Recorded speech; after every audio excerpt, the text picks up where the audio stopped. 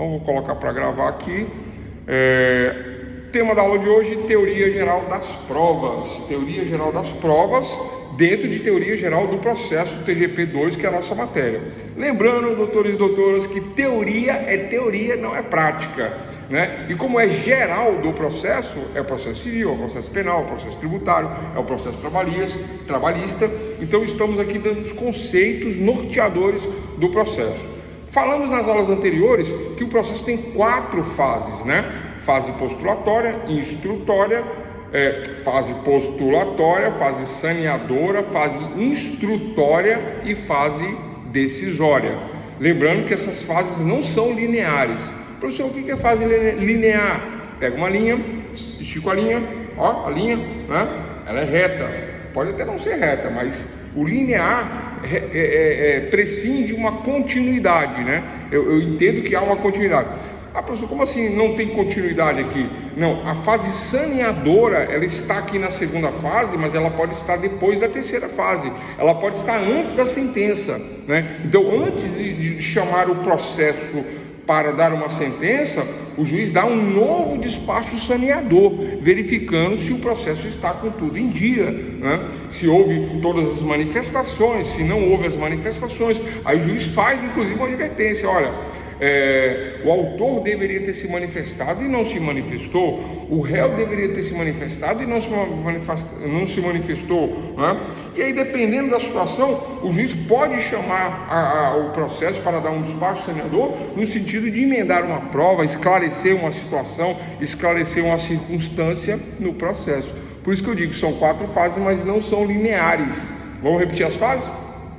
Fase postulatória é o pedido, é a postagem do pedido para o Estado juiz, fase inicial. Fase saneadora, né? Depois da postulação, verifica se o juiz receberá ou não o processo, o pedido, se houver a procedibilidade, as condições da ação, se for uma ação apta, né? E não inepta, apta. Estando apta, continua, né? Fase instrutória é onde entra a instrução do processo. O processo será instruído com as provas, né, daquilo que eu alego. Ah, professor, mas isso já não é na inicial? É na inicial, mas muitas vezes, e na maioria das vezes, há uma dilação, né? Uma dilação ou dilatação, né, das provas. Como assim, professor? Olha, houve um acidente de veículos, né? Houve um acidente de veículos, a ação é de ressarcimento de danos, né? Eu digo que eu tive um prejuízo de 10 mil, mas o réu está falando que o prejuízo não é de 10, que é de 3, né? Então, mas eu juntei orçamentos, eu juntei tudo na inicial, mas agora, num segundo momento, o juiz requer uma perícia para saber se o valor é isso mesmo, é 10 ou é 3? Estou com a teoria do autor 10 ou estou com a teoria do réu 3? Quem vai decidir isso é a prova. A prova. Tema da aula de hoje: teoria geral das provas. Anotem o conceito do que é prova, por favor, né? Prova são os elementos de convicção do julgador. O julgador, ele será convencido através das provas, porque argumentar e nada provar é o mesmo que nada argumentar. Então, se eu argumento, se eu digo que é e provo que é, então, portanto, é. Agora, se eu digo que é e não provo que é, então são meras alegações, né? Como diz os brocardos jurídicos, né? Brocardos que encerram o conhecimento jurídico, né? Diz que as palavras voam e os escritos ficam, né? Já viram isso? Por quê? Porque não basta falar, né? Eu tenho que provar. Então, provas são elementos de convicção do julgador. Então, o julgador, ele se convencerá pela prova. Ponto, né? Deve-se produzir a prova ou as provas nos autos, né? Para tentar demonstrar a veracidade. Professor, como assim tentar? Não é para conseguir? Tentar, porque muitas vezes, né, algumas vezes, muitas vezes, ou é possível que a prova não seja suficiente para a convicção do magistrado, para a convicção do Estado juiz, e não sendo suficiente, né? Então será o mesmo que nada provar, argumentar e nada provar. Não, argumento e não provo, não tenho razão, né? Então é isso, né? Então eu vou demonstrar a veracidade dos fatos. Aonde que eu demonstro isso? Lá na causa de pedir. Vocês lembram da aula de elementos da ação? Quais são os elementos da ação? Juiz, autor, réu. As partes no processo, né? Juiz, autor e réu. Aí eu tenho a causa de pedir, que são os fatos e os fundamentos jurídicos do pedido, né? Que me levarão ao pedir, né? Qual é a causa de pedir? Um acidente de veículos. O que eu peço? Ressarcimento. Causa de pedir, acidente, fatos e fundamentos. Pedido, peço ressarcimento, né? Então, a veracidade dos fatos narrados na causa de pedir, né? Nesse momento aqui da teoria geral das provas, a veracidade desta argumentação virá com as provas, né? Então, se eu fizer um artigo científico, um texto científico, ou se eu fizer uma petição, e é o caso de que nós estamos tratando aqui, falando de processo, eu faço uma petição para o juiz, né? Não adianta eu narrar e não evidenciar. A evidência da narrativa é a prova da narrativa. Uma narrativa sem provas é uma mera narrativa, e uma mera narrativa, como nós sabemos, ela não se sustenta. Ponto. Tranquilo, pessoal?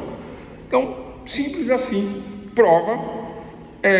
Provas são os elementos de convicção do julgador, produzidos nos autos para demonstrar a veracidade dos fatos alegado pelas partes. Ponto. Quais são os meios de prova elencados pelo Código? Quais são os meios de provas que estão lá no Código de Processo, né? E que são aceitos, né? Então vamos lá para o que está expresso, escrito no Código. Número 1, anotem aí, prova documental. Número 2, prova oral. Número 3, prova pericial. E por último, a inspeção judicial. Fora estas provas, né, todos os outros meios de se provar uma situação, desde que legais ou moralmente legítimos, são admitidos no processo civil, no processo penal e etc. Professor, mas por que essa história de moralmente aceitos? Testemunha entra em oral? Boa pergunta. Testemunha entra em oral? A prova oral entra. A prova testemunhal, a prova oral. Eu vou falar disso de uma forma separada, tá? Mas a testemunha entra sim na prova oral, né? Mas é que normalmente, porque se a pessoa for surda, não, gente, vamos brincar não, vai. Mas gostei da piada, tá certo, né? Mas aí, né, a testemunha, né, a testemunha surdo, mudo, pessoal, isso aí é um exemplo difícil da gente, né? É difícil trabalhar essas questões assim, tá? Vai ser em libras. É que tudo depende do caso, né? Se for um caso de homicídio, onde eu tenho uma testemunha surda muda, mas, né, a questão visual ela se comunica, né? Ela pode não ter falar e ouvir, mas se tem a comunicação visual, a questão de libras e outras questões mais, né? Braille, etc e tal, tá? Mas não é a questão, tá, pessoal? Vamos lá. Então falamos da teoria geral da prova, né? É o tema da aula agora, desse momento, né? O conceito das provas, né? O convencimento do jogador, o convencimento do juiz através da evidência, os tipos de prova, documental, oral, pericial e a inspeção judicial, né? E esta questão das provas, elas se encaixam na fase instrutória, que nós vamos falar desta fase de hoje. Falei da fase postulatória, fase saneadora, decisória eu vou falar amanhã, instrutória hoje eu instruo o processo com as provas, né? Então na fase instrutória é a fase onde entra os argumentos, não os argumentos, mas entram as evidências que convencem o julgador. Tranquilo? Bom, então vamos lá. A prova ilícita, vou falar um pouquinho de prova ilícita, rapidinho, antes de seguir, né? A prova ilícita, né, quando eu falei dessa questão do moralmente aceito, a prova ilícita, ela como o próprio nome diz, ela é ilegal, ela é ilícita, né? Porque o princípio da ampla defesa e do contraditório não permite, por exemplo, provas subreptícias, não permite, por exemplo, uma gravação, né? Sabe aquela historinha, vai com um gravador escondido e grava? Não é aceito esse tipo de prova. Por que não é aceito? Porque ali pode haver uma indução, né, do outro lado, e o outro lado não sabe que está sendo gravado, aí ele é induzido a mentir, ele é induzido através de uma boa argumentação a induzir, ele é induzido a mentir, ele é induzido a contar coisas que ele não falaria se ele soubesse que ele estaria sendo interrogado, né? Então, dentro de uma ciência de uma contradição, estou ciente de que eu estou sendo interrogado e esse interrogatório terá valor, aí vale. Falei, isso não vale. Não é moralmente aceito. Entenderam? A questão do moralmente aceito, moralmente legítimo, tem a ver com essa questão. Professor, mas a gente vê aí que o pessoal entra, faz uma gravação, isso, aquilo. Não vale. Junta no processo, a princípio parece que vale, mas não vale. Não vale, não tem valor, né? A gravação, ela valerá se ela for autorizada pelo juiz, porque aí já existe uma investigação com diversos outros elementos de prova que levam o juiz a autorizar esse tipo de gravação. Mas normalmente a prova não vale, porque ela é moralmente não aceita, ilegítima, porque não oportuniza o outro lado, a ciência de que ele pode, se defender, contraditar as argumentações que vêm do lado contrário, baseado no princípio da ampla defesa e do contraditório. Esse é o princípio. Teoria da árvore dos frutos envenenados, alguma coisa assim. Essa teoria aí, ela é muito aplicada no processo penal, né? Depois a gente fala sobre ela. Então vamos lá, pessoal. Objeto da prova, né? Qual é o objetivo da prova? Qual é o objetivo? Para quem é a prova? Para que serve a prova? Já falamos que a prova serve para, demonstrar, para evidenciar o argumento, provar que não é uma mera narrativa, que não são meras palavras, mas são palavras, é uma narrativa evidenciada em argumentos palpáveis, como documentos, a testemunha oral, a perícia, a inspeção judicial dentro do processo, verificando, dentro de uma lógica, a questão argumentada. Então, a prova, ela fundamenta o argumento. Sem prova, são meros argumentos, é uma mera narrativa, são meras palavras que não dão ganho de causa, não dão procedência à causa. Tranquilo, pessoal? Então, e o objeto da prova, quando eu falo de objeto, o objetivo da prova, primeiro, demonstrar os fatos alegados pelas partes. Então, se eu numa petição inicial, como autor, eu digo que sofri um acidente, houve um acidente de veículos, do qual eu sou vítima nesse acidente e eu quero ser ressarcido. Essa é a narrativa, essa é a causa do EPD, essa é a argumentação, essa é a alegação. Agora, como que eu provo isso? Então, eu tenho diversas maneiras de provar. A primeira prova, normalmente, é sempre documental, Não basta uma mera narrativa. Mas quais são os documentos que eu junto para provar que eu sofri um acidente de veículos? Pessoal, vamos lá. Como é que funciona? Chama-se a polícia. A polícia não vem só quando tem vítima fatal. Vou na delegacia de polícia e lá na delegacia é feito o registro, o boletim de ocorrência.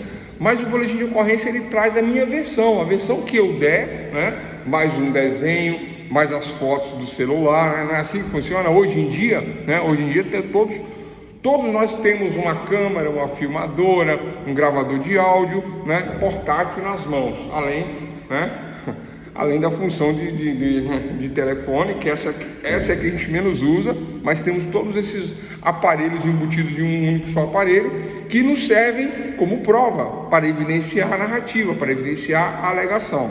Então, o objeto da prova, não vão confundir, não vão esquecer, o objeto da prova, o objetivo da prova é provar o alegado pelas partes. Tanto o autor quanto o réu vai provar o seu alegado, através de documento, né? Através da oralidade, através da perícia, através da inspeção judicial. Tranquilo? Simples assim, né?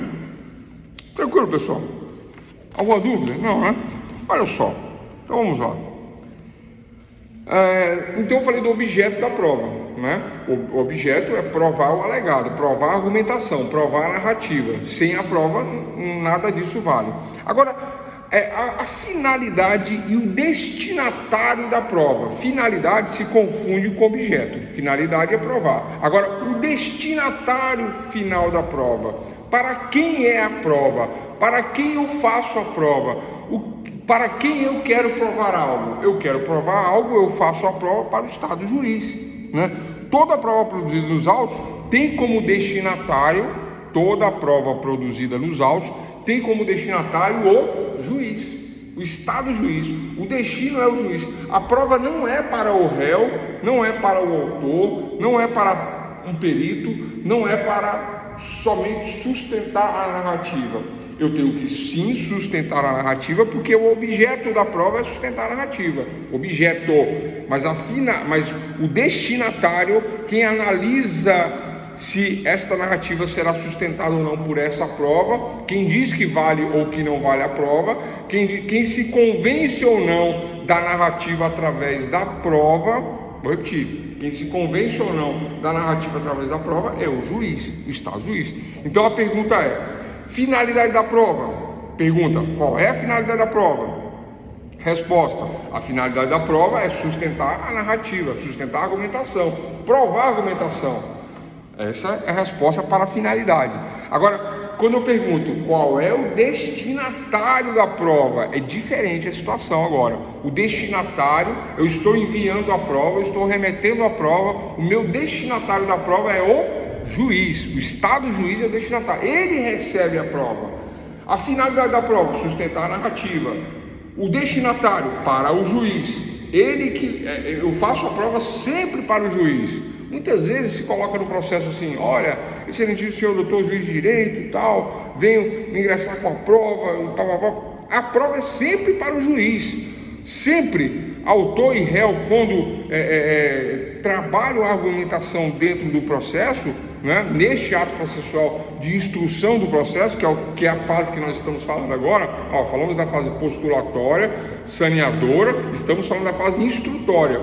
E eu digo que essas fases não são lineares, porque eu tenho postulatória, saneadora, instrutória, aí eu repito a saneadora aqui, para depois chegar na decisória. E essa saneadora sempre ela se repetirá antes de um novo andamento. Por quê? Porque o juiz tem que estar sempre checando se o processo está em ordem, se não tem nenhum problema, se deve ser discutido um ponto ou outro, dando um despacho saneador. Tranquilo, pessoal? Alguma coisa assim, provar os fatos. Tá, vamos lá. Então, olha aí. Então, a finalidade e destino da prova são esses. Finalidade: sustentar a argumentação. Destino: juiz. Respondido, né? Então, esta é a finalidade e destino da prova. Bom, agora olha só que interessante, né? Passamos esse ponto aqui, né? Falamos sobre... Estamos aqui no Teoria Geral das Provas, tá? Falamos do objeto da prova, estamos falando da fase instrutória, né? São 4 fases, estamos falando da fase instrutória, e falamos agora de finalidade e destino da prova. Olha só, pessoal, todas as vezes, voltando aqui os elementos do processo: juiz, autor, réu, causa de pedir e pedido. Professor, mas você não falou isso. Falei. Professor, mas eu não estou lembrando. Perdeu a aula. Professor, mas é importante saber isso? Importantíssimo, senão não vai entender, uma coisa está ligada à outra. Os elementos do processo, os elementos da ação, eu acho que eu dei uma aula de 2 horas só sobre isso, né? E resumindo, os elementos da ação, ou os elementos do processo são: juiz, eu faço endereçamento, autor, réu, né? E aí eu crio a relação processual, juiz, autor e réu. Agora, quando eu entro na narrativa, qual é o nome disso? Causa de pedir, né? Que não se confunde com pedido, né? A causa de pedir é algo que me leva a pedir. Qual é a causa que me levará a pedir? O acidente de veículos é a causa de pedir. E no pedido eu peço ressarcimento. Compreendem isso? Isso foi falado já. Estou revisando porque dentro desses elementos da ação, né, aí eu tenho postulatória, eu tenho saneadora, né? Saneadora, condições da ação, a ação apta, inepta, né? Aí passa. Na instrutória que é da aula de hoje, eu falo das provas. Agora, vamos lá. Por que eu falei tudo isso agora? Porque na causa de pedir, quando eu venho narrando os fatos, as regras de processo, né?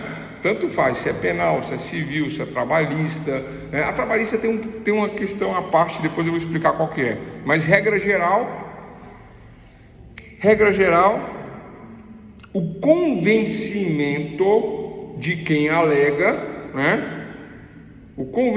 Quem alega e tenta convencer o Estado juiz tem a incumbência, tem a obrigação de provar aquilo que alega. Qual é o nome disso? Ônus da prova. Ficou ruim o que eu falei aqui? Vamos lá. A distribuição do ônus da prova parte da premissa básica. A distribuição do ônus da prova parte da premissa básica de que quem alega deve provar a veracidade do fato. Eu vou repetir, né? Então, ônus da prova. A distribuição do ônus da prova. Por que distribuição, pessoal? Vamos esclarecer esse termo aí. Né? A distribuição do ônus da prova. Estamos falando de um processo, né? E aí o juiz, analisando autor e réu, analisando petição, contestação, réplica e tréplica, dentro dessa fase instrutória, o autor alega danos. O réu rebate que os donos não foram dessa maneira como ele alega. Tranquilo até aí? Finalidade da prova. Um vai querer provar os danos, o outro vai querer provar menos danos. Finalidade. Destinatário, Estado juiz, é para o juiz que eu faço a prova. Aí eu faço um argumento. Quando eu faço o argumento, se eu faço o argumento e digo que é verdade, de quem é o ônus da prova? Essa é a questão. O ônus da prova é meu. Se eu alego, eu tenho que provar, né? Não há uma inversão disso, né? Eu digo que houve um acidente e você que prove que não houve um acidente. Não. Eu digo que houve um acidente, e se eu não provar que houve um acidente, não houve um acidente. De quem é o ônus da prova? Meu. Compreende isso? Parece complexo, né? Eu vou ter que repetir mais umas 2 vezes para ficar claro, mas é simples, né? É simples o conceito. Então, agora vem o termo distribuição. Doutores e doutores, não vai cair no concurso uma palavrinha fácil, não vai cair na prova um conceito fácil. Vai cair assim, ó. A distribuição da prova, a distribuição do ônus da prova, aí quando fala em distribuição, aí você já logo pensa, bom, se tem autor e réu, não, então quando eu falo em distribuição, a distribuição do ônus, da obrigação de provar, é do autor ou do réu? Essa é a questão. A distribuição de provar, a obrigação, a distribuição na hora de se provar, né, na hora da obrigação da prova, a distribuição, né, do ônus da prova, a distribuição do ônus da prova, parte da premissa básica de que quem alega deve provar a veracidade dos fatos. Ficou complicado? Eu tentei simplificar, acho que eu piorei a situação. Por isso que eu fui e voltei 10 vezes no conceito. Mas eu vou falar agora devagar, né? Então, dentro do tema ônus da prova, ônus é a obrigação, tá, pessoal? Um ônus, né? Eu tenho ônus, eu tenho obrigação. De quem é a obrigação? De quem alega, só isso. Ah, mas eu não falei que... eu não falei que não houve o acidente, porque eu não tenho essa obrigação de falar que não houve acidente. Ele está dizendo que houve acidente, eu não vou negar. Ele tem que provar que houve um acidente. Ônus da prova. Quem alega é que tem que provar. É isso. Distribuição do ônus da prova é igual o dever de provar. Distribuição do ônus da prova é igual ao dever de provar. Mas a pergunta é, se há uma distribuição, quem deve provar? Essa é a questão. Se há uma distribuição do ônus da prova, quem deve provar? A resposta é, deve provar quem alegou. Sabe os testezinhos? Né? Eu já comentei com vocês que a nossa avaliação de segunda-feira vai ser objetiva? Não comentei, né? Vai ser objetiva, tá, pessoal? Né? Vai ser das 8 às 22, objetiva. Tranquilo? Né? Testezinho, talvez 10 questões, talvez um pouquinho mais, não muito, né? Mas em torno de 10 questões abrangendo todo o conteúdo da matéria. Tá? Se todos entregarem, aí o gabarito já sai logo em seguida, aí não fica aquele problema de nota. Vamos lá. Então, o ônus da prova, a obrigação de provar, é de quem alega, simples assim. Incumbe a prova aquele que alega. Se eu falo que houve um acidente e não faço a prova, não houve acidente. O outro lado pode falar assim, não tem acidente nenhum, está inventando isso daí. E aí quem alegou não provou. O que acontece? A narrativa se perde, né? Vira uma mera narrativa. Agora, quando eu falo da distribuição, ok? Doutora Larissa, atenta aí, né? Quando eu falo da distribuição, eu estou dizendo, vai ser para o autor ou vai ser para o réu? Vai ser para quem argumentar, né? Então, se o autor argumenta que houve um dano, ele que prove. Se o réu fala, olha, houve um dano, mas o dano não foi dessa maneira, não foi assim que aconteceu, né? Ele está dizendo que eu vinha andando numa certa velocidade e que houve uma frenada brusca e, portanto, ele não conseguiu frenar e a culpa, então, é minha e não é dele, né? Então, esse é o argumento dele. Aí ele junta as provas, os laudos, etc, tal. Eu venho com minha argumentação. Quem conseguir provar a narrativa é que vai ter o pedido deferido. Olha só, dentro da distribuição, né? A distribuição do ônus diz, você falou, então você prova. Se você falou, você prova. Aí eu posso distribuir aí, eu posso agora dividir aí, eu posso reclassificar agora a questão do elenco de provas que está lá no código, né?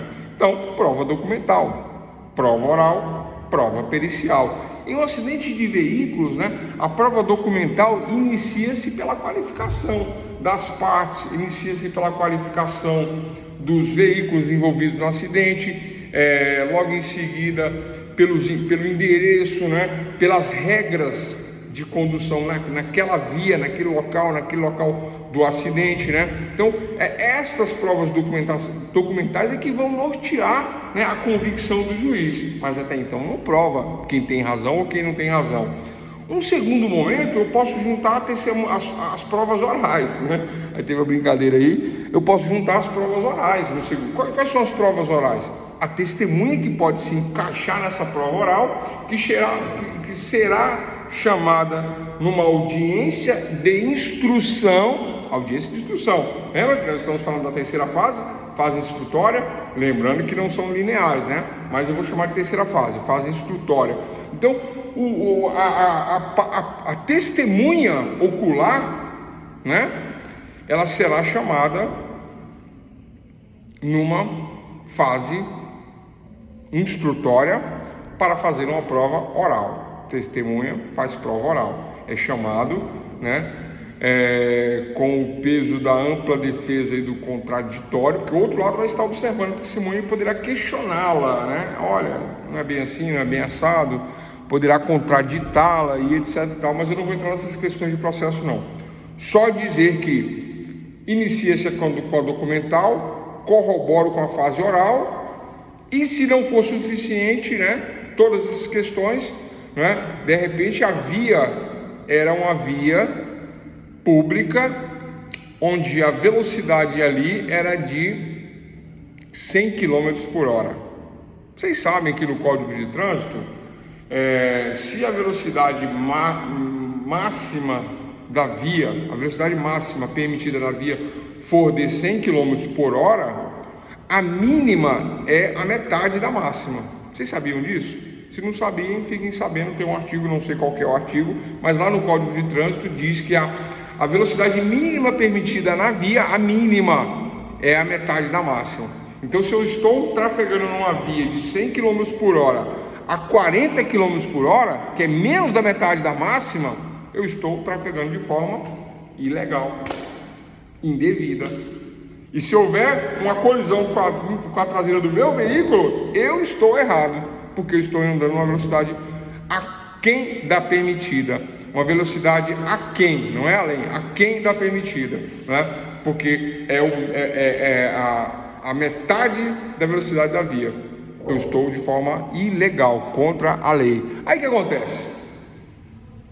O réu usa esse argumento na causa de pedir, narra esse fato e aí quer provar. Como que ele faz essa prova?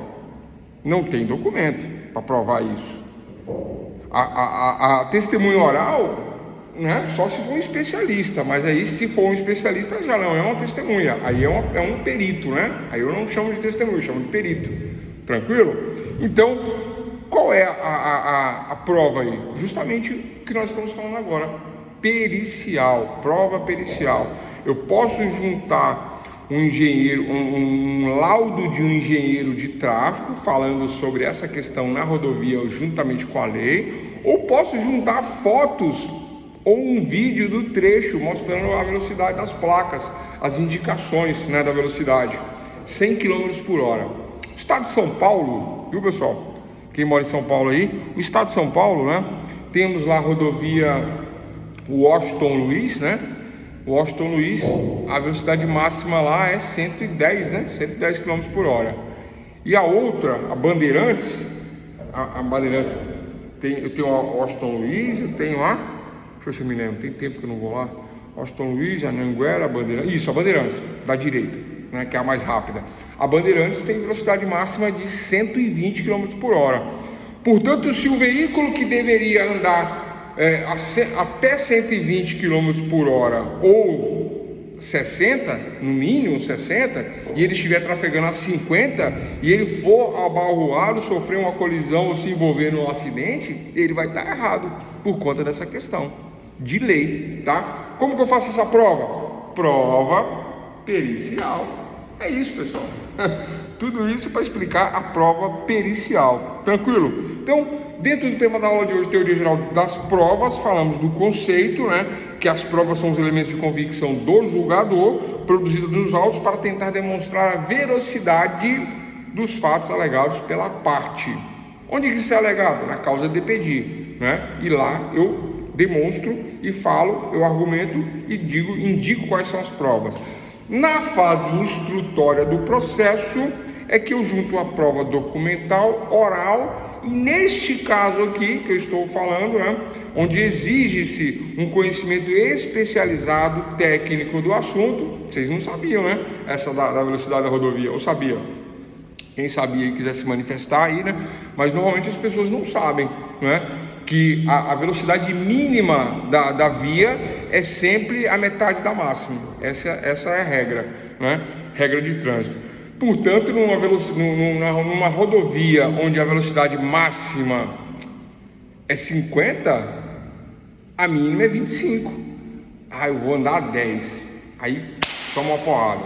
Aí quem entra com a ação de ressarcimento consegue provar que era 50 e você estava andando a 10. Ele ainda fala assim, ele era parado, por isso que eu bati, eu não vi, né? Mas como que se prova isso? Documentos, né? Prova oral, a prova oral ela é falha, porque ela não é especializada, e aí pode não trazer a convicção necessária que o juiz requer para decidir, né? Vocês entendem? Tinha 3 pessoas, uma do lado da rodovia, outra do outro lado da rodovia, uma comigo no carro, junto todo mundo como testemunha, mas eles não são especialistas no assunto. Como é que eles vão atestar, provar que a velocidade do veículo, a via de 50, ele vinha trafegando 10, e eu olhei, né? Eu vi que ele passou de um ponto para o outro, eu fiz uma contagem de segundos, ele estava a 10 km por hora. Então essa prova não convence, correto, doutores? É isso, essa prova não convence, né? Não tem como convencer o juiz dessa prova. Então olha só, tipos de prova: número 1, documental; número 2, oral; número 3, pericial. Então, dentro desse aspecto técnico, né, eu tenho que trazer uma prova técnica. Qual é a prova técnica?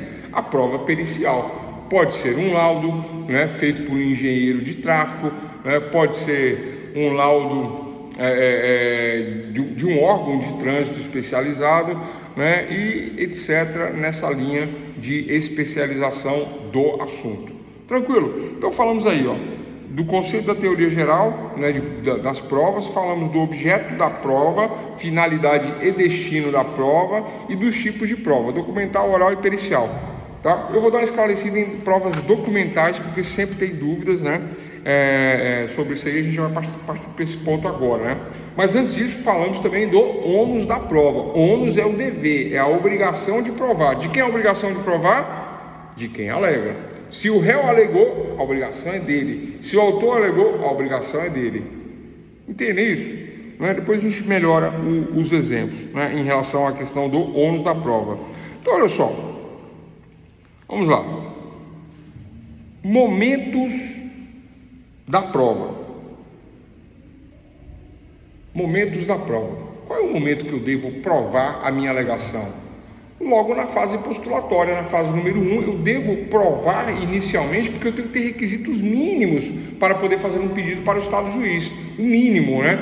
Mas se a minha prova, a prova cabal, aquela que vai dar conhecimento, vai dar o convencimento para o juiz, for uma prova, por exemplo, pericial, ou for uma prova oral, isso só vai acontecer só na fase instrutória. Eu não consigo fazer isso na fase postulatória. Eu não consigo fazer isso no início do processo. Até consigo, mas não vou explicar isso aqui porque é muito complexo, né? Aquela produção antecipada de provas, aí chama numa audiência, ouve todo mundo, faz o processinho, aí eu guardo para mim. Agora eu entro com o processo e apresento já na inicial. Isso é uma questão de processo civil, é lá na frente que nós vamos ver, né? Aqui, o importante é entendermos que o momento da prova na fase postulatória, eu tenho que ter indícios mínimos. O que são indícios? Aquilo que indica que eu tenho razão no meu argumento, né? Então eu digo que eu dependo de uma prova oral ou de uma prova pericial que vai ser feita durante o processo na fase instrutória, com pedido de perícia. Vamos dar um outro exemplo? Sai do acidente de trânsito, saímos de trânsito, ação de investigação de paternidade. Como é que funciona? Quais são os indícios? O que indica que ele é o pai, né? Então a minha cliente fala assim: olha, ele é o pai, porque nós namoramos do período tal ao período tal, eu não tive nenhum outro relacionamento, não tem tal, meu primeiro namorado, sei lá, né? E eu engravidei e é dele, eu tenho certeza, só que eu não tenho uma prova, né? Como que eu provo isso? Eu não provo. Quais são os indícios que me levará a peticionar para o Estado juiz, né? E terá procedibilidade à ação? Qual é a procedibilidade? Possibilidade, legitimidade, interesse de agir. Então ela busca um contato com ele, ela busca, né, resolver a questão amigavelmente e não tem solução. Existe uma pretensão resistida por lado dele. Ele fala: olha, não sou eu. Entra na justiça e prova. Como é que prova? Vocês sabem como prova. Somente com investigação, somente com o exame de DNA, mas esse é uma prova pericial, né? É uma prova especializada, uma prova técnica especializada. Portanto, essa prova técnica especializada, essa prova pericial, eu não consigo fazer ela no início do processo. Então, na fase postulatória, eu junto, né? O que eu junto na fase postulatória? Prova documental, né? Então, esse é o momento de se provar os indícios mínimos. Um relacionamento, eu coloco o nome de testemunhas dizendo que eu tive esse relacionamento, dela, né? Da minha cliente, né? Que teve esse relacionamento. Eu não tenho fotos. Olha que interessante, não tem fotos. Não tem nada, pessoal, nada. Isso acontece com artistas, né? Vocês já viram isso na televisão? Falou que a filha do cantor tal, a filha do jogador tal, o filho do artista tal apareceu. Não tem nada. Não tem fotos, não tem um relacionamento, não tem um áudio, não tem uma ligação telefônica, não tem nada. Aí este filho tenta se descobrir se o pai dele é o pai dele, que ele suspeita que é por conta de uma história que ele ouviu em família. E ele quer saber. E ele tem o direito de saber. Aí ele junta indícios mínimos, para dar procedibilidade, né? Possibilidade, legitimidade, interesse de agir. Aí o juiz recebe a ação, né? E manda fazer a prova pericial. É disso que nós estamos falando. Qual a prova pericial? O exame de DNA, ponto final. Tranquilo, pessoal? Então, o momento da proposição da prova é logo na postulatória, mas existem provas como a pericial que só vou conseguir na fase instrutória. Aí eu tenho que ter elementos mínimos para que haja procedibilidade. Quais são os elementos mínimos numa ação de investigação de paternidade? Bom, do ponto de vista do interesse de agir, né, o réu tenta contato, manda R, manda notificação, manda carta, contrata um advogado, tenta intermediar. Então esse é o interesse de agir. Ele tem interesse em resolver amigavelmente. Com a pretensão resistida do outro lado, né, aí automaticamente o interesse de agir está resolvida a questão, dentro da condição de ação. Do ponto de vista da legitimidade, né, eu nem sei se ele é legítimo, mas a minha mãe fala que teve um relacionamento com ele. E eu provo isso através de testemunhas. Momento inicial da prova, fase postulatória, indícios mínimos, testemunhas alegam que sabem dessa história. Não viram, ouviram, viram lá 20 anos atrás.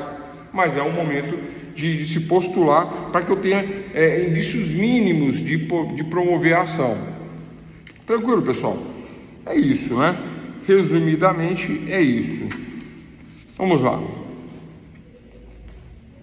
Eu tenho várias coisas para falar sobre prova, mas se eu for falar aqui, né, vai ficar muito extenso, vai passar de 2 horas, né, sobre a prova. E no final, né, o objetivo aqui da teoria geral das provas é nós identificarmos a prova com um elemento como o principal elemento de convicção do Estado juiz, né? Então, a finalidade da prova, provar o argumento, o destino, juiz. Então a prova eu sempre faço para o juiz. Eu não faço a prova para mim, nem faço a prova para o réu. Eu faço a prova para convencer o Estado juiz daquilo que eu estou requerendo. Então, finalidade. Qual é a finalidade? Provar a argumentação. Destino, juiz, Estado juiz. Então, basicamente, eu tenho que compreender isso, né? Eu poderia falar de produção, prova legal, convicção da vítima, admissão, valoração da prova, mas tudo isso vocês verão em processo civil lá adiante, né? Valoração da prova, como que o juiz vai esse ponto é interessante, olha só, a questão da valoração da prova. Se a prova é para o juiz, se a prova é para convencer o juiz, e o juiz não se convence da prova que eu oferto nos autos, de acordo com a causa de pedir, mas o juiz não se convence, aí o que acontece? O que acontece? Ora, pessoal, eu tenho que fazer uma prova melhor. Porque se o destinatário é o juiz, ele recebe a prova, mas não se convence, a culpa não é do juiz, a culpa não é minha, a culpa não é do autor, do réu. A culpa é da prova que é ruim, que não convenceu. A prova não convenceu, a prova é ruim, né? Então, porque o juiz ele tem um livre convencimento motivado. O que é o livre convencimento motivado? Ele vai verificar a prova de acordo com a argumentação e vai ver se tem um nexo entre a prova e aquilo que foi argumentado. E vai fazer uma valoração em cima disso, né? É como eu falei, né, no exemplo lá do trânsito, né? A rodovia era de 50, a velocidade mínima é 25 e o veículo vinha trafegando a 10 ou 5, 10, quase parado. Aí as testemunhas em volta todas falam, não, ele estava andando a 23,4, 22, 26, 27, 30. Mas aí pelo princípio do livre convencimento motivado, o juiz verificará que as testemunhas não são especialistas, né? Aí ele pode fazer uma média, aí ele pode acreditar uma, não acreditar na outra. Então o juiz tem esse livre convencimento motivado. Motivado por quê? Pela argumentação. Então ele verifica a argumentação, verifica essa prova oral, que não é especializada, e aí ele vai dar um valor ali, ó, vale, não vale, mais ou menos, não concordo, né? É um informativo, porque não é uma perícia técnica especializada no assunto. Então isso aqui é livre convencimento motivado da prova.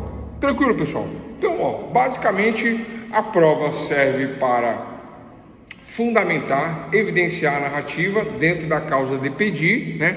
A finalidade é provar e o destinatário é o juiz, tranquilo?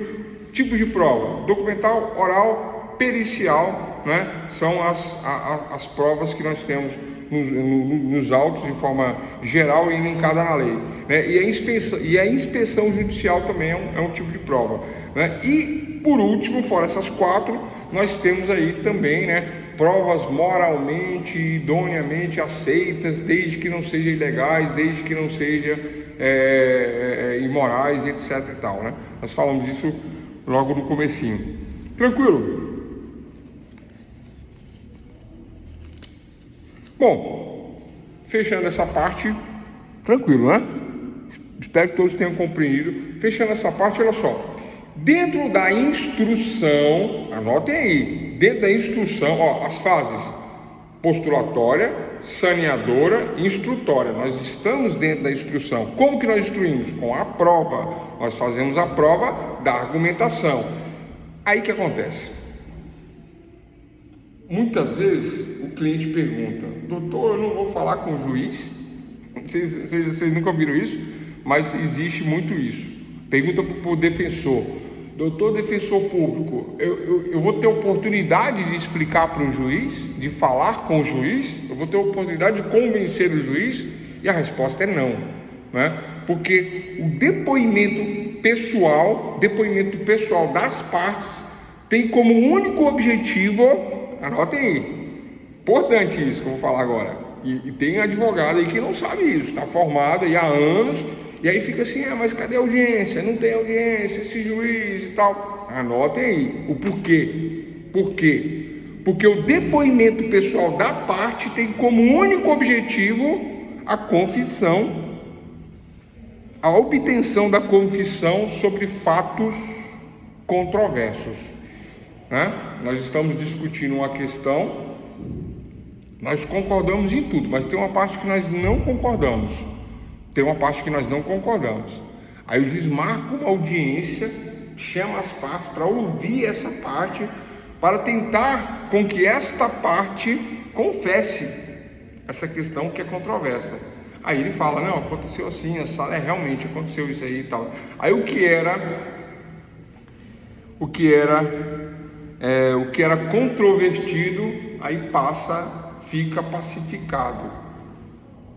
Mas aí eu fico pensando: professor, mas como assim? O juiz chama numa audiência para ouvir as partes e tentar arrancar uma confissão? É isso. Mas por que o juiz faz isso? Porque a prova é para ele. Ele quer se convencer ou não. E ele pode pedir uma audiência com as partes para que as partes esclareçam esse ou aquele ponto, determinado ponto, que ele, juiz, talvez não tenha compreendido. É natural, é normal. Por que isso? Porque a prova, o depoimento pessoal das partes, ó pessoal, não estou falando de testemunhas, estou falando das partes, tá? Autor e réu falando no processo civil. Autor e réu só falam no processo civil, chamado pelo juiz, quando o depoimento pessoal é a prova requerida pela parte adversa, visando a obtenção da confissão sobre determinado fato controverso. Tranquilo? É isso. Eu falo que houve um problema, aí o outro lado fala que não teve, aí eu falo que teve, o outro lado fala que não teve, aí nós juntamos provas documental, oral, pericial, etc. Mas ainda fica aquela questão que talvez, se ele for chamado, ele vai esclarecer melhor os fatos. Ele, o réu, ou ele, autor. Aí o autor pede para chamar, para que o outro lado preste um depoimento pessoal, para extrair uma confissão do outro lado. Aí, se o juiz entender que essa prova é válida, nessa fase instrutória, marca-se uma audiência de instrução para ouvir a parte adversa, para que se tente arrancar uma confissão do outro lado. Porque a confissão é a rainha das provas. Confessou, pronto, né? Não tem mais o que falar. Confessou, é isso. Tranquilo, pessoal? Então, é isso, depoimento pessoal da parte. Não estou falando de testemunhas, estou falando de uma audiência de instrução. A instrução é com provas, as provas são documentais, orais e testemunhais, né? Dentro da prova oral eu posso chamar testemunhas para fazer a narrativa, para confirmar uma narrativa ou não, né? Testemunhas que presenciaram, né, os fatos, tá? Então elas vão depor sobre os fatos, então são testemunhas, provas testemunhais dentro da questão oral, dentro dessa fase instrutória. Agora, a parte, autor e réu não é testemunha, autor e réu não serão chamados, autor e réu serão chamados a pedido ou do autor ou do réu, para que se extraia uma confissão ou do autor ou do réu sobre fato controverso. Essa é a questão. Tranquilo? Eu não acho isso fácil, não. Eu explico assim, né? Porque assim, né, a gente está acostumado tem a vivência disso, né? E na prática a gente sabe exatamente como é que funciona. Mas eu não acho simples esse conceito, não. E nem acho que todos compreenderam, né? Se vocês puderem dar um retorno aí, senão eu sigo adiante. Então, recapitulando, teoria geral das provas, dentro da teoria geral do processo, falamos do objeto da prova, finalidade e destino da prova, falamos de momento da prova, né? Fiz um parênteses aí sobre livre convencimento da prova, falamos do ônus da prova, né? E agora eu estou falando sobre depoimento pessoal das partes, autor e réu, não é testemunha, autor e réu não serão chamados para serem envolvidos no processo civil, exceto e tão somente se uma das partes pedir para extrair uma confissão. Ah, professor, então naquelas perguntinhas de xizinho que tem lá na prova para a magistratura, vai cair isso? Vai cair isso vai cair, porque esse é o difícil, o fácil não cai.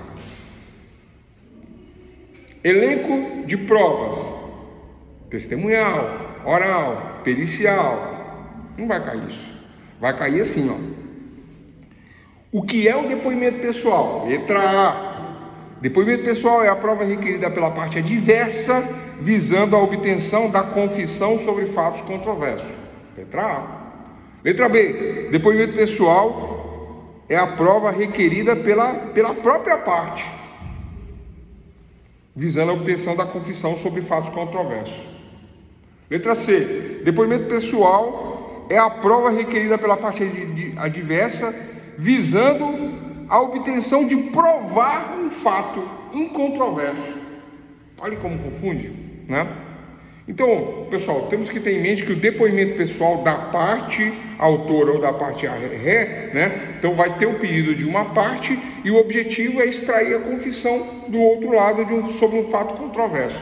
Como que isso vai estar no texto, né? Eu não sei. Mas essa é a questão, né? Essa é a questão que é colocada para vocês, sobre depoimento pessoal, que não é ouvir testemunhas, é ouvir autor e réu. Temos primeiro que ter em mente isso. Depoimento pessoal é ouvir autor e réu. Ouvir testemunhas é também na fase instrutória? Também é nessa terceira fase instrutória. Mas a testemunha é uma prova. Depoimento pessoal é uma prova? Também é uma prova, mas ela não é uma prova oral, ela não é uma prova testemunhal, não é uma prova documental, não é uma prova pericial. É a extração da confissão da parte adversa. Entendem? Eu evoco esse dispositivo do depoimento pessoal, chamo para a audiência, dizendo que ele vai confessar. Aí ele vem e confessa. Pronto, é isso. Isso acontece? Acontece. Às vezes não dá certo, né? Mas dentro de uma lógica, desta lógica, este é o depoimento pessoal dentro do processo, não é? Isso para processo civil, tá, pessoal? Civil, processo civil, né? Essa é para processo civil. Tranquilo? Bom, vamos lá.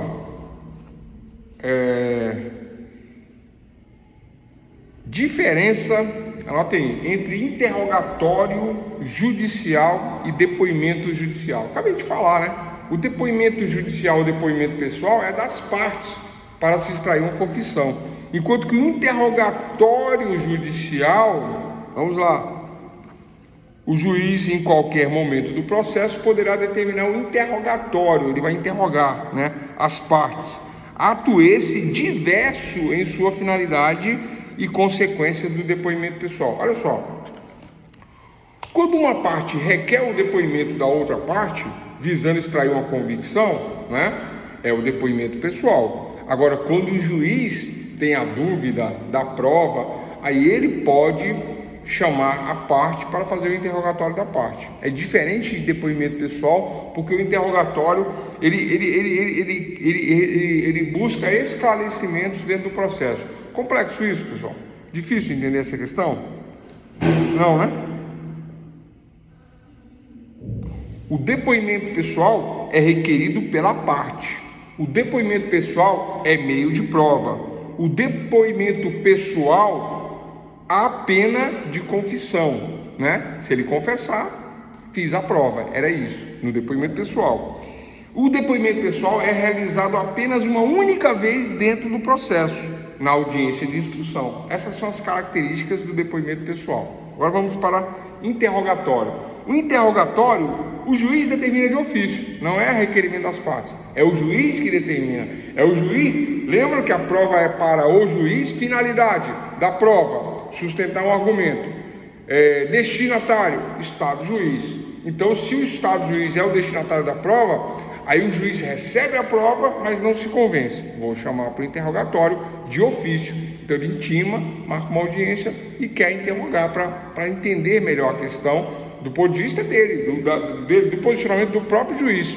É ele quem decide, é para ele a prova. Então a diferença é essa. No depoimento pessoal, a parte adversa pede o depoimento pessoal para extrair uma confissão. Características do depoimento pessoal: requerimento pela parte. Característica do interrogatório: requerido de ofício pelo juiz. Depoimento pessoal é meio de prova. Interrogatório é meio de convencimento. O juiz requer para se convencer, para esclarecer e se convencer. Ele interroga para se esclarecer e se convencer daquilo que ele está vendo dentro do processo. Parece difícil porque é muito abstrato, né? Mas eu acho que não está difícil não, né? Temos aí dois institutos, ó, depoimento pessoal e interrogatório. No depoimento pessoal, a parte chama a parte contrária, tentando extrair uma confissão. Isso é meio de prova. No interrogatório não, o juiz chama para o interrogatório, interroga e é um meio de convencimento dele ou não pelo interrogatório. E pode ser realizado a qualquer tempo do processo, o interrogatório. O depoimento pessoal é só uma vez. O interrogatório não. O juiz chama não se convenceu? Chama de novo. Não se convenceu? Chama novamente. Não se convenceu? Chama 30 vezes. Acontece isso? Claro que não, né? Mas pode chamar 2, 3, 4 vezes, quantas vezes necessário. No processo criminal, pessoal, processos criminais, né? Às vezes antigamente era pior. Hoje existe uma concentração das fases no processo criminal, né? Onde nós temos uma fase de instrução, né? Que é com as provas, né? Documentais, periciais, testemunhais, oitiva, na verdade não é oitiva, interrogatório do réu, né? Interrogatório do réu, tudo concentrado no processo criminal. No processo civil não. No processo civil é diferente, né? E muitas vezes nem tem o depoimento pessoal, né? Porque se a parte contrária não requer, ou se requer, o juiz indefere porque acha que não é necessário, acha que a parte não confessará, até mesmo porque o advogado não sabe e não requer isso, ele fala assim, ó: excelentíssimo senhor doutor juiz de direito, requeiro o depoimento pessoal da parte adversa sobre fato controverso. Aí o juiz, ele sabe o que ele está falando, então ele deve ter razão, eu vou marcar uma audiência. Marca uma audiência, faz o depoimento, a parte confessa. Pronto, atendeu a finalidade. Depoimento pessoal, características: requerimento pela parte, é meio de prova, há pena de confissão, né? Ou seja, ele confessou, já era, né? E é realizado apenas uma vez no processo. Interrogatório não é depoimento pessoal. O interrogatório é para convencimento do próprio juiz. Ele chama de ofício, ele chama dentro do processo, ele marca uma audiência, ele ouve, não se convenceu, faz tudo de novo, chama quantas vezes necessário for para o convencimento dele, juiz. Então essas são as diferenças de depoimento pessoal e interrogatório. Ponto? Tranquilo? Podemos passar esse assunto? Próximo tema: confissão. Fácil demais. Anote aí. Confissão é o ato pelo qual a parte admite a verdade de um fato contrário, né, ao seu interesse e favorável ao adversário. Tem um brocardo jurídico que diz que a confissão é a rainha das provas. A confissão é a rainha das provas. Por que a rainha das provas? Não tem prova melhor do que a própria confissão, né? Eu digo o que é, o outro lado vem falar realmente que é assim mesmo. Não, ainda quer que eu repita a história? A história é assim, assim, assim, tal, tal. Os fatos são esses, eu confesso. Confissão, portanto, é a rainha das provas. Confissão é o ato pelo qual a parte admite a veracidade de um fato contrário ao seu interesse e favorável ao adversário. Está lá no Código de Processo Civil, a confissão, né? E no Código Penal, nós temos também esse conceito, né? A única diferença é que a confissão no Código Penal, tá? Ela deve ser ligada a outros elementos. A confissão pura e simples, né, isolada nos autos, ela não é aceita. Ela tem que estar ligada a outros elementos, por conta de que na área criminal, às vezes, e muitas vezes, e não poucas vezes, possa ser que uma pessoa vá lá assumir o crime de outro, né? Uma confissão. E aí essa confissão não vale isolada nos autos. Ela tem que estar alicerçada, ela tem que estar ligada a outros elementos para convencimento do juiz. Tranquilo, confissão? Né? Vamos lá, o que mais?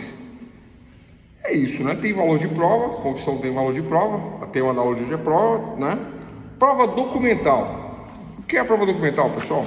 Aí, esse ponto que eu queria chegar, porque para nós finalizarmos, né, a questão do documento, porque o documento ele tem várias nuances, né? Tem várias questões. O que é documento, né? O que eu considero prova documental? O que eu não considero prova documental? O que tem um valor de documento? O que não tem um valor de documento? Essas são as perguntas a serem respondidas, né? Então, o conceito de documento é qualquer coisa capaz de demonstrar a existência de um fato. Documento é qualquer coisa capaz de demonstrar a existência de um fato. Ele ultrapassa o conceito da prova escrita. Olha que interessante. Professor, então quer dizer que o documento não é só um escrito, um contrato, um cheque, uma certidão. Não, o documento não é só isso. Ele não é só isso. Ele ultrapassa isso. Ele vai além disso, não é? O documento ele vai além disso, do ponto de vista da prova documental, não é? O documento é considerado a prova mais forte no processo civil. Vocês já viram em aulas passadas nós dizermos que nós temos a verdade formal e a verdade real, e que o processo civil só admite a prova formal. O processo penal admite a verdade real. A verdade formal é do processo civil e a verdade real é do processo penal. Do ponto de vista da forma, do instrumento, do documento, é a prova mais forte dentro do processo civil, né? Outras elucubrações, outras argumentações, sem a prova documental, não é aceita no processo civil. Costuma-se dizer que o que não está nos autos não está no mundo, né? Então, eu pego o processo e verifico o que eu tenho de provas. Não adianta eu argumentar sem provar. Argumentar e não provar é o mesmo que não argumentar. Nós já falamos disso. Então, o conceito de documento, qualquer coisa capaz de demonstrar a existência de um fato, e a existência desse fato ultrapassa a forma escrita. Pessoal, como assim ultrapassa a forma escrita? Ora, pessoal, um adesivo, um símbolo, né? Não é escrito. Um adesivo, um símbolo, uma pintura, uma grafura. Falei certo, grafura? Acho que é isso, né? Depois eu vou ver. Não é isso não, né? Depois eu vou ver.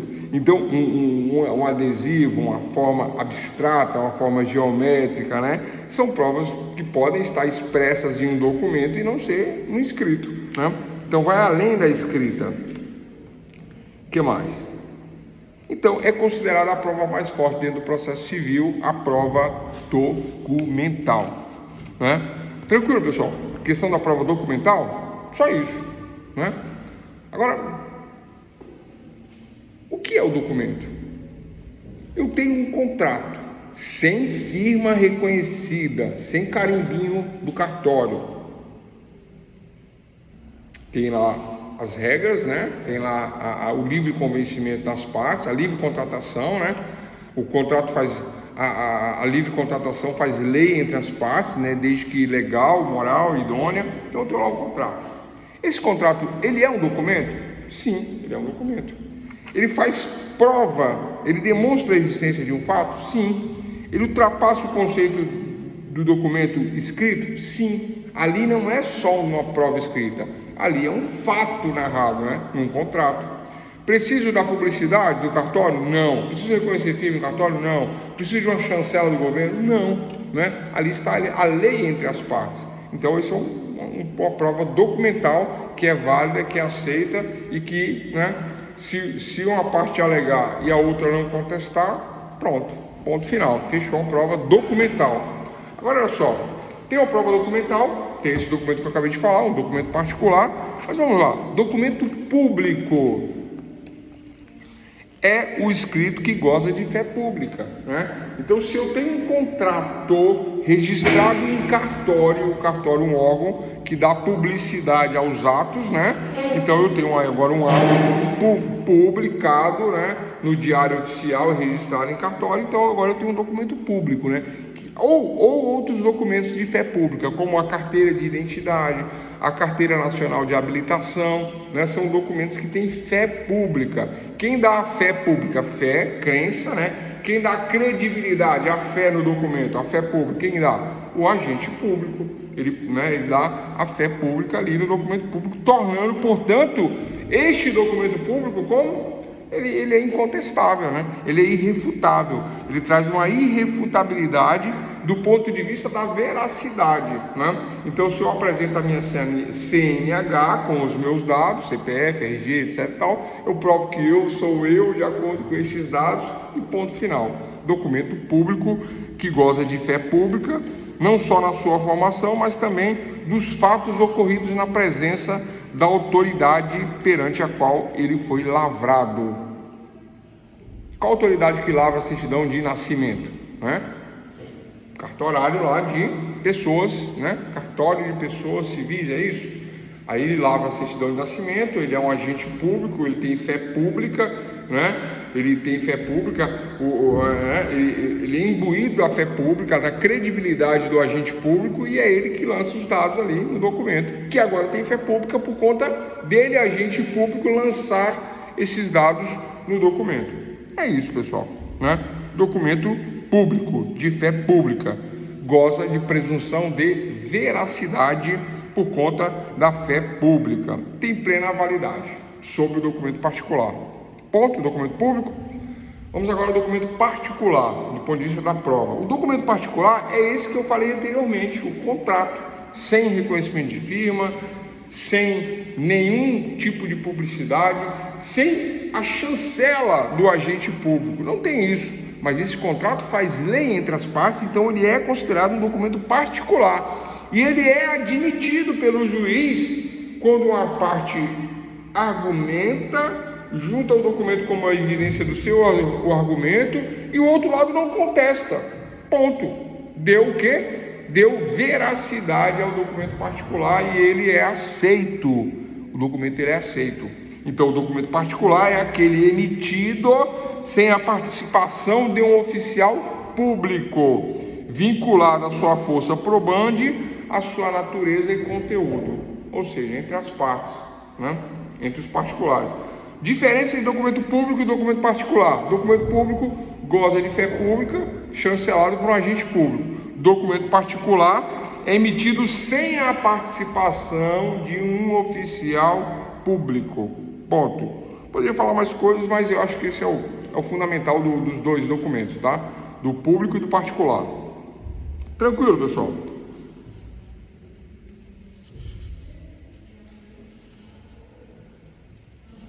Tranquilo, né? Bom, falamos da prova testemunhal, falamos da prova particular. Olha só, falsidade de documento. É comum, não, quer dizer, não é comum, mas acontece de se juntar um documento e às vezes esse documento ele não é legítimo, ele não é um documento particular e nem é um documento público, ele pode ser um documento falso. E quando isso acontece, a parte percebe, o lado contrário percebe, não é? Ele deve fazer a alegação de falsidade documental, sob pena de, anote aí, se não for arguída a falsidade, ele poderá passar como verdadeiro. Se não for arguída a falsidade, haverá presunção de autenticidade do documento, principalmente em relação ao particular. O outro é mais difícil acontecer, né? O público. Mas o documento particular, como eu falei, existe um contrato. Aí eu alego que aquele contrato faz lei entre as partes, que aquele contrato é a verdade dos autos da relação das partes, autor, juiz e réu. Eu alego isso, que o contrato é a verdade, autor, juiz e réu. Mas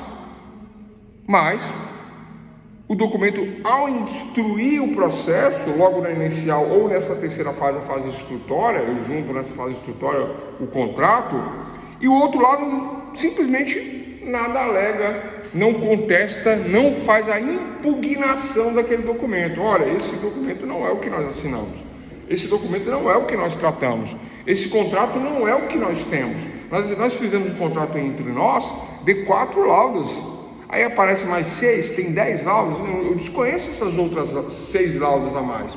Falsidade documental, né? Falsidade documental. Aí se abre um apenso para apurar, para arguir essa falsidade, né? Aí, enquanto não se decide isso, o processo não anda. Mas se isso não for impugnado, não for arguído, falsidade, o documento é presumido como autêntico.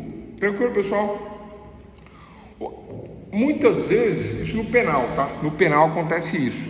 No penal, muitas vezes é alegado rasuras, borrões, né?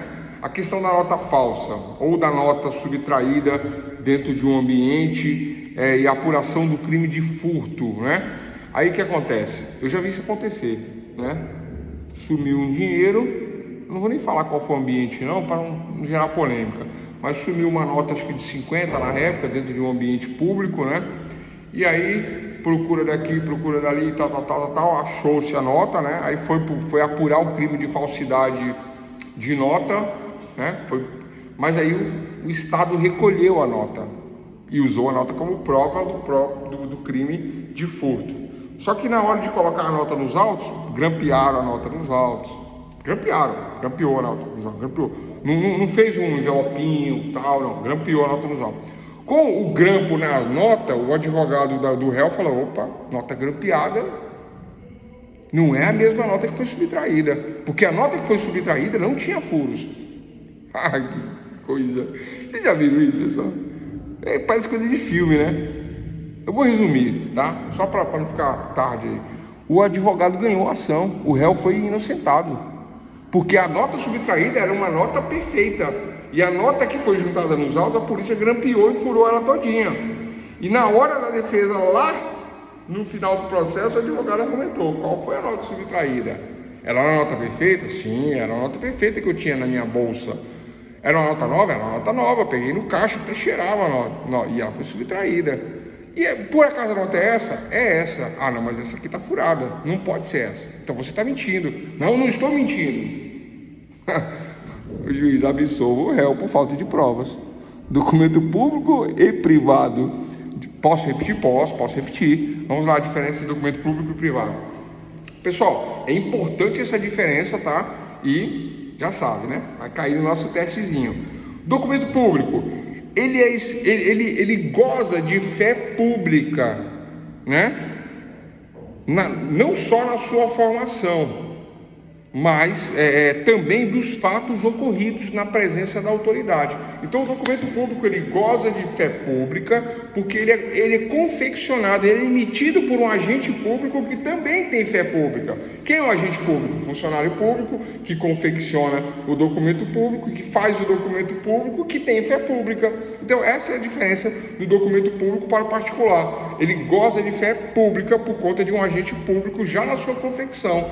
E pelos fatos narrados, dependendo dos fatos, né, ele também faz a narrativa se tornar uma narrativa com fé pública, né? Agora, o particular, ele é emitido sem a participação de um agente público.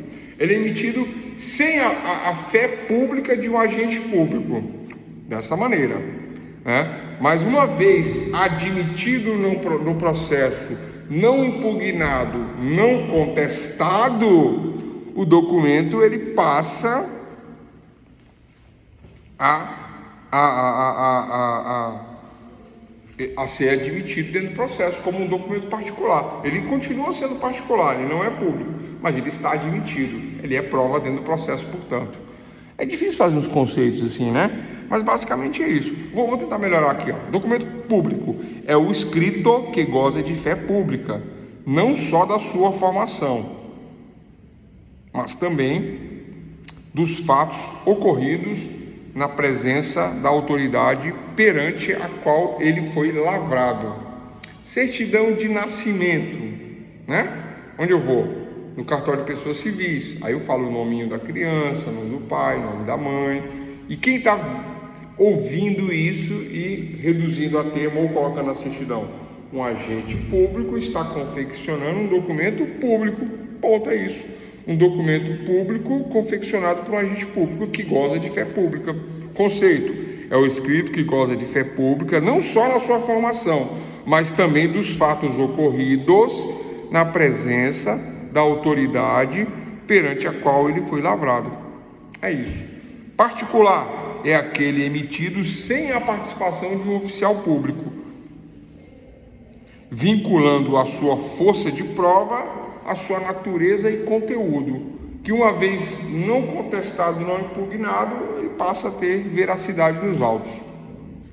Tranquilo, pessoal? Falei aí da questão da falsidade documental, né? Se passar desapercebido, né? Aí fica admitido como documento verdadeiro, né? Bom, o que mais? Prova testemunhal.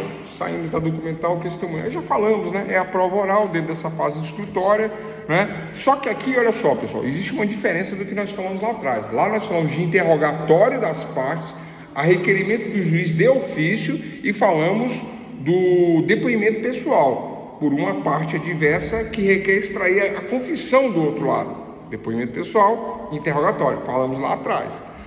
Prova testemunhal não se confunde com depoimento pessoal e não se confunde com interrogatório. É diferente.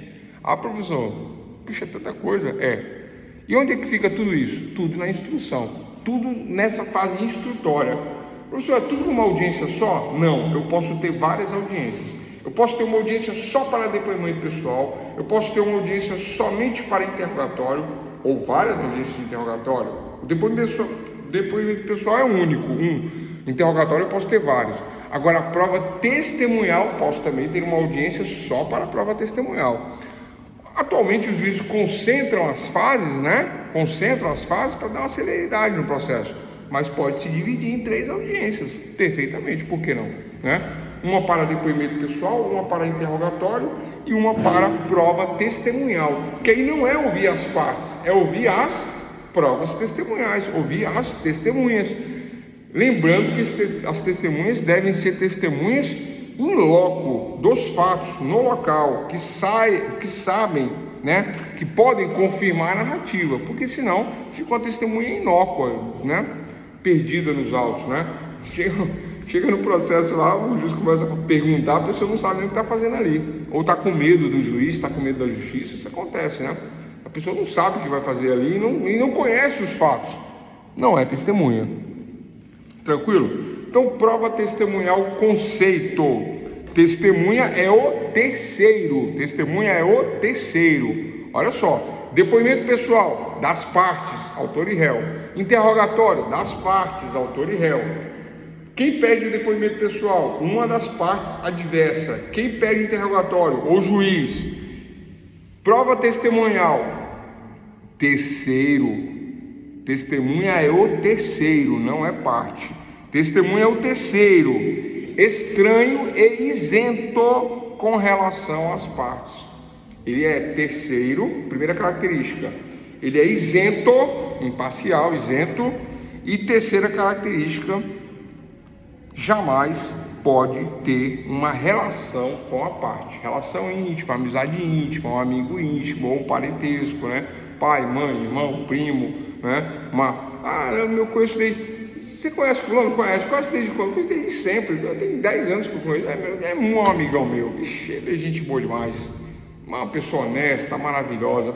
A testemunha quer ajudar, não sabe que não pode, né? Automaticamente ele fica parcial. Por quê? Porque dali não vai se extrair uma prova idônea, isenta, né? Ali vai se extrair Aí automaticamente o juiz fala, deixo de qualificar a testemunha como testemunha. Pessoal, prestem atenção nessa fase. Deixo de qualificar a testemunha como testemunha por conta da amizade íntima, né? Porque a testemunha não poderá ter valor de prova, sendo que é uma prova parcial, tendenciosa, não isenta. Porque as características das testemunhas, primeira característica, primeiro conceito, a testemunha é um terceiro, não é a parte nem autor nem réu, é um terceiro. Primeira característica, é um estranho e ele é isento em relação às partes. Essa isenção decorre do princípio da imparcialidade. A testemunha é como um juiz. Se é uma prova, tem que ser uma prova imparcial. Professor, mas a prova não é para tomar partido, a prova não é para fundamentar a evidência de uma parte, é para fundamentar a evidência de uma parte, mas é para fundamentar de forma correta, de forma justa, equânime, equilibrada. Não é? Meu melhor amigo, eu vou lá ajudar ele. Aí vou lá e conto uma historinha. Entende isso? Né? A mãe ajuda o filho, o primo ajuda o primo, o pai ajuda o filho, né? Então essas provas não são aceitas, elas são inidôneas, né? Do ponto de vista, não é que a pessoa está lá para mentir, mas é porque ela está lá para ajudar, porque é parente, é primo, é amigo, é um chegado, né? Então, desse ponto de vista, as características dentro do conceito de testemunha. Primeiro, testemunha é o terceiro, uma terceira pessoa, não é autor nem réu. Número 1. Número 2, é um estranho. E número 3, é isento com relação às partes. Essa questão da isenção é a mais importante de todas, né? Porque às vezes não é um estranho, muitas vezes não é estranho, na maioria das vezes não é um estranho, né? Embora seja uma característica importante, mas é admissível, né? Mas a questão da isenção não, essa tem que ter isenção. Eu sou testemunha de um fato na empresa porque eu trabalho na empresa, mas eu nem conheço aquele fulano que está envolvido no fato, mas não o conheço do ponto de vista da amizade íntima, pessoal, não temos um relacionamento. Já cumprimentei várias vezes dentro da empresa, eu sei que ele trabalha no setor tal e faz tal coisa, ele faz assim, assim, assado, porque o meu setor é assim, assim, assim. Nós já conversamos uma vez na saída, uma vez no refeitório, mas não temos nenhum tipo de relacionamento, seja ele qual for. Ele é um terceiro, ele é um estranho, ele é isento à relação a qual eu estou aqui em relação à questão da empresa. Isso é testemunha. Tranquilo, pessoal? Algum esclarecimento que eu posso dar mais sobre testemunha, que não ficou claro aí, que talvez tenha picotado o áudio? Existem inúmeras restrições em relação à questão da testemunha, mas o foco da admissibilidade da testemunha é a isenção. A testemunha tem que ser isenta, ela tem que ser terceiro, estranho e isento, mas nem sempre dá para ser um estranho, mas terceiro sempre ela vai ser, porque a testemunha nunca é parte, né? Ela sempre é um terceiro, e sempre tem que ser isento, tá? Sempre tem que ter isenção. Tem que ter isenção. Eu poderia falar outras coisas de testemunha, mas eu vou deixar para processo civil, porque senão complica. Ficou claro? Ficou, né?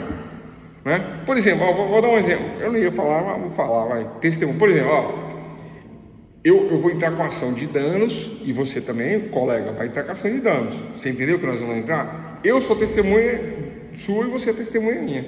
Vocês já viram isso? Isso acontece. Pode? Claro que não. Se tem que ser um terceiro estranho e isento, não pode. Aí o juiz pega o processo aqui, pega o processo ali, e o que o juiz faz? Anula as testemunhas, né? Não anula os processos, mas do ponto de vista da prova, não vale. porque não tem isenção. Não tem isenção. É lógico que é um favorecendo o outro. Existe um interesse na causa, chama interesse na causa, né? Isso anula a prova. Qual é o interesse? O interesse na causa. Olha só, eu sou sua testemunha, eu vou testemunhar a teu favor e você vai ganhar. Você ganhando aí, você testemunha para mim e eu ganho aqui. Eu tenho interesse na sua causa para você me ajudar na minha e vice-versa. Isso aí anula a prova, não tem valor de prova, porque bate aí na questão da isenção. Então a prova testemunhal é sempre admissível, porém, né, tem os critérios da lei lá que dispõe, tem as exceções que não podem ser testemunhas, né, que são as causas de parentesco próximo, né, pai, mãe, filho, primo, né? Então essas questões aí da contradita da prova testemunhal, né? A prova é contraditada, aí ela perde o valor de testemunha, às vezes ela nem é ouvida. Tranquilo, pessoal? Então essa é a questão da testemunha. O requisito essencial, anotem, requisito essencial para ser testemunha é a isenção e a capacidade sensorial de percepção dos fatos ocorridos. Mas como eu falei, rebati, bati, reprisei, né? Falei várias vezes, o foco, a principal característica da testemunha é a isenção. É parecido com a imparcialidade do juiz. O juiz ele tem que ser imparcial. O juiz parcial é juiz injusto. Ele vai ser condenado no tribunal de ética, ele vai ser afastado, vai ser aposentado, ele não vai ser mais juiz. Juiz parcial sofre essa penalidade, juiz parcial.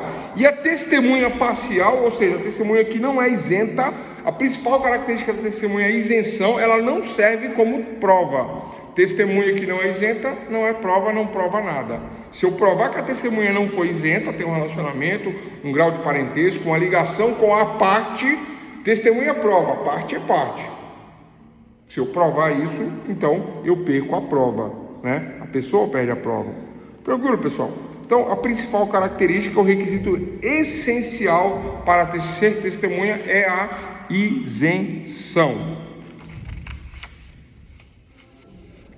O momento de produção da prova testemunhal é na petição inicial. Quando eu faço o pedido lá na fase postulatória para o Estado juiz, ali eu já elenco o rol de testemunhas. Se eu assim não fizer, eu posso deixar indicado: requeiro no momento oportuno indicar testemunhas. Qual é o momento oportuno? É agora, na inicial. Mas se eu não tenho os dados, eu posso indicar até 10 dias antes da audiência, caso o juiz aceite a prova testemunhal. Então até 10 dias antes da audiência eu posso indicar. Tranquilo? É isso. Lembrando que no processo, cada tipo de processo tem um limite de testemunhas, tá? Processo civil são 10 testemunhas o limite. Processo penal eram 8, baixou para 5. Tráfico de entorpecentes é 3, e aí vai. Cada rito tem um número, um limite, né? Eu não lembro aqui de cabeça quais são todos não, mas o civil é 10. Tranquilo, pessoal? Alguma dúvida? Alguma dúvida? Então, falamos da prova testemunhal, falamos da prova oral, falamos da prova pericial, né, que requer um técnico, um especialista no assunto. Conceito de prova pericial, anotem aí. O juiz é o técnico em direito, né? O juiz é o técnico em direito, o advogado é o técnico em direito, o defensor é o técnico em direito, o Ministério Público é o técnico em direito. Mas quando se tratar, por exemplo, de estradas, rodovias, investigação de paternidade, medicina, etc., então nós devemos, muitas vezes, algumas vezes, requerer uma perícia de um técnico de uma outra área, um especialista, um especializado, né? E para isso, para fazer uma avaliação, uma vistoria ou um exame. Para fazer uma avaliação, uma vistoria ou um exame. Lembra que eu falei do laudo da pista? Né? Eu não sei qual é a velocidade que aquele carro vinha, né, transitando naquela rodovia. Eu vou ter que fazer isso com análise de vídeos, câmeras, distância. Um engenheiro de tráfego, um especialista, um perito poderá fazer essa perícia, essa prova pericial. Tranquilo, pessoal? Isto é a prova pericial. Perito é auxiliar de justiça, nomeado por força e confiança do juiz da causa. O juiz é que nomeia, eu não escolho. Eu vou botar o meu perito. Eu posso colocar o meu, mas o meu é parcial. Eu coloco o meu, o réu coloca o dele, mas tem que ter o que desempata, o que não é da minha confiança ou do réu, que é da confiança do juiz. Ele nomeia um perito, né? O juiz nomeia o perito da confiança dele. Este perito da confiança do juiz é que vai dizer o direito, né? O direito através da perícia técnica judicial. É um técnico científico fora da área jurídica. Engenharia, medicina, construção, né? Depende da causa. Tranquilo? Tranquilo, pessoal? Até aí? Beleza, né? Então, olha só. Bom, a perícia ela é um pouco complexa, né? Eu posso falar que dentro da perícia eu posso nomear um assistente técnico. Por exemplo, o juiz ele nomeia um perito. O juiz, fulano de tal é o perito. Agora, eu não posso nomear um perito, mas eu posso pedir para que o meu técnico acompanhe o principal, que é o do juiz. Qual o nome disso? Assistente técnico. Então eu peço o assistente técnico, o juiz admite, e o meu assistente vai acompanhar o principal, vai dar um parecer junto do principal, pode acompanhar a perícia, e assim se faz a perícia, né? Bom, para finalizar, vocês estão achando que não ia acabar nunca, né?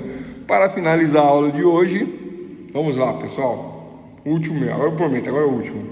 Audiência de instrução e julgamento. Olha só, postulatória, saneadora, instrutória e decisória. Estamos falando da fase instrutória. Esta fase instrutória é onde se realizam as provas dentro do processo. E hoje nós falamos da teoria geral das provas. Hoje, aula de teoria geral das provas. Estas provas são realizadas logo no momento postulatório, logo na inicial. Eu provo, mas se eu não tenho condições de provar na inicial, e muitas vezes eu não tenho, eu deixo indicado que assim o farei. Onde? Na fase instrutória. E o que é audiência de instrução e julgamento? O que é? A audiência é o ato processual complexo, audiência é o ato processual complexo, público, solene e formal. Não é informal. Eu não posso ir de bermuda e camiseta e chinelo e falar que eu sou uma minoria ou que eu sou pobre e não tenho condições de entrar no fórum de uma outra forma. Isso, pessoal, isso não vale, tá? Não vale, porque eu estou diante do Estado, de um poder, de toda uma situação que envolve toda uma solenidade e uma formalidade, tá? Até mesmo que se a pessoa chegar com esse argumento, o fórum acolhe e resolve a questão, né? Agora, simplesmente você entrar e achar que não dá nada, aí você não participa da audiência, se descumprir a solenidade e a formalidade deste ato tão importante, tão formal. Então, vou repetir, a audiência é o ato processual complexo, público, solene e formal, em que o juiz irá fazer a coleta da prova. A audiência é onde o juiz irá fazer a coleta da prova, para fechar a aula de hoje, né? Qual a prova que ele vai colher? A prova oral, ou a pericial, ou a testemunhal, ou o depoimento pessoal da parte, ou fará o interrogatório das partes. Tudo que nós falamos na aula de hoje, por isso que fica para o final o que é audiência de instrução e julgamento. Por que audiência de instrução? Instrui-se com a prova e ali pode dar uma sentença na hora se quiser. Ou não, instrui-se com a prova e aí chama o processo para analisar tudo, o conjunto, e aí dá a sentença, né? Dizer o direito, né? Aí vem a jurisdição, vem o conceito final, vem a última fase, que é a fase decisória. Decide-se pela procedência, pela improcedência, procedência total, procedência parcial, etc, etc e etc. E aí terminamos, pessoal, a teoria geral das provas dentro de teoria geral do processo. Falamos de vários assuntos hoje, né? Falamos do perito, prova pericial, prova, documento público, documento particular, falamos da perícia, falamos dos 4 tipos de prova, né? Prova oral, testemunhal, documental, pericial, inspeção judicial. Falei de inspeção judicial? A inspeção judicial é a inspeção do juiz do ponto de vista técnico, né? O juiz é um técnico em direito, ele conhece o direito em profundidade. Se ele, juiz que conhece o direito em profundidade, né, ele não conseguir decidir determinado assunto por uma especificidade, por exemplo, uma questão de trânsito, que não é da área dele, embora ele seja um juiz de direito, e trânsito é direito, mas ele não tem uma especificidade sobre o assunto, ele chama um técnico, ele chama um perito. Mas se ele quiser decidir, ele decide, né? Considerando-se que o técnico que decide os litígios é o juiz no campo do conhecimento humano, então o juiz age como um técnico de direito e decide a questão, já sendo ela uma questão de direito de trânsito. Vocês estão acompanhando, doutores? Eu sei que é muito assunto, né? Mas a gente tem que, né? Não pode deixar nada para trás. Então finalizamos aí com a audiência de instrução e julgamento, né? Que é o ato processual complexo, público, solene, formal, em que o juiz fará a coleta da prova. É isso. O juiz fará a coleta da prova na audiência de instrução e julgamento, né? E aí essa coleta vai ser prova oral, peritos, testemunha, depoimento pessoal, interrogatório, né? Ouvir os debates entre as partes e proferir a sentença e ponto final. Muita coisa mesmo, né? Não é fácil não. O que eu posso falar mais? Tem tanta coisa para falar, né? E ponto final aí para nossa aulinha aí sobre teoria das provas. Tem muito mais coisa para falar. Eu encurtei muita coisa, eu abreviei o que deu, mas eu trouxe o essencial, eu trouxe o necessário. Quem compreendeu